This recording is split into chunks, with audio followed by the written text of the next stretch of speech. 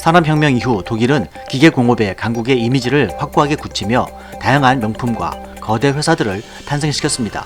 그 결과 각종 공산품 시장에서 메이드 인 저머니는 우수한 성능과 신뢰성을 보장하는 믿음의 상징처럼 인식되어 왔었습니다. 이러한 인식은 30년 전 훨씬 그 이전부터 한국에서도 자동차를 비롯해 정교함과 기능성을 요구하는 총기 분야에서도 마찬가지였습니다. 2차 세계대전 당시 독일군의 총기는 우수한 성능과 신뢰성으로 명성이 높았고 전후 개발된 총기들도 세계 정상급 성능을 자랑하며 독일의 명성을 빛냈습니다.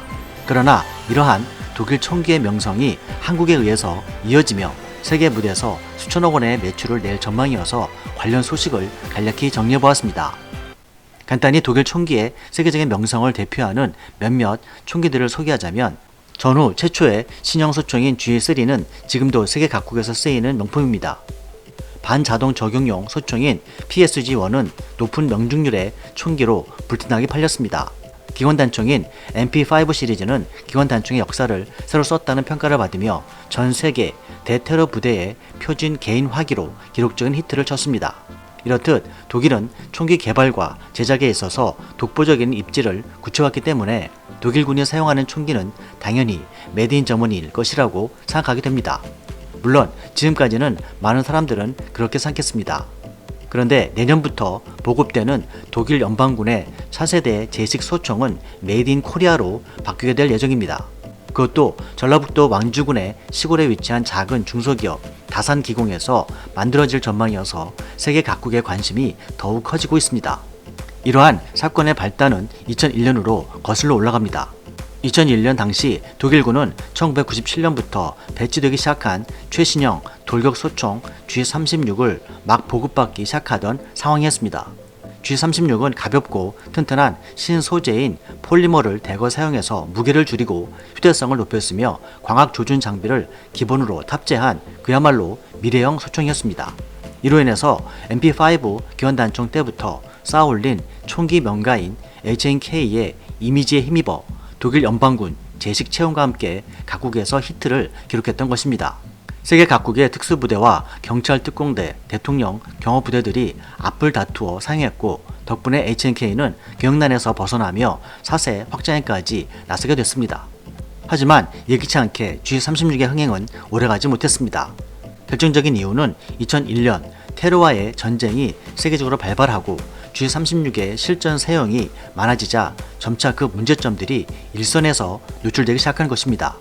일선 부대에서는 G36의 전용으로 개발된 탄창의 구조적인 결함, 고정 장착된 광학 조준경의 불편한 구조, 개머리판 설계 오류 등의 문제점을 제기했고 탄창은 M16 탄창보다 더 두껍고 결합부의 설계가 잘못돼 탄창 결합부로 수시로 모래나 이물질이 들어가 기능 고장을 일으켰던 것입니다. 그리고 고정 장착된 광학 조준경은 저반구가 너무 작고 위치가 애매해서 신속한 조준이 안 됐으며 개머리판은 접었을 때 탄피 배출을 막아 사격이 불가능했던 것입니다. 특히 G36은 세계 최초로 폴리머 소재를 사용한 소총으로 가볍고 튼튼했지만 연발 사격 또는 장기간 사격으로 인해서 총열이 과열될 경우 변형이 생겼습니다. 이 같은 단점들은 테러와의 전쟁 기간 중 총기 사용 기간이 늘어나면서 세계 곳곳에서 문제점으로 제기되기 시작한 것이죠. 독일은 초기 이 문제가 불러올 파장을 우려해서 상당 기간 문제를 은폐했다가 2010년에서야 독일 국방부 보고서가 의회에 공개되면서 만천하에 드러나게 됐습니다. 총기를 과열로 전장 한복판에서 사격 시 0점이 틀어진다는 것은 아무리 조준하고 사격을 해도 명중을 기대할 수 없다는 것을 의미했기 때문에 HNK는 서둘러 G36의 문제를 개선한 HK233 모델을 독일군에 제안하게 됩니다. 그러나 2017년 독일 국방부는 완전히 새로운 신형 소총 채용 방침을 정했고 공개 경쟁 입찰을 통해서 제조사 HNK, 슈타이어, 헤넬은 각기 총기를 개발해 제시했으며 독일 국방부는 총 4개의 제안서를 받아들여 1년간의 시험평가 끝에 HK433, MK556 두 모델을 선정했습니다. 하지만 2018년 10월 독일 국방부는 돌연 사업 중단을 선언하게 됐습니다. 요구 성능을 충족하지 못했다고 말했지만 사실은 예산이 없었기 때문입니다. 일선에서는 G36을 대체해달라는 빗발친 요구가 계속해서 이어졌고 결국 2020년 사업을 재개해서 독일 국방부는 9월 14일 MK556을 최종 선정하게 됐습니다. 그런데 문제는 MK556을 개발한 헤넬이 200명 남짓의 소규모인데다가 소총을 생산할 수 있는 생산 설비가 없다는 것이었습니다.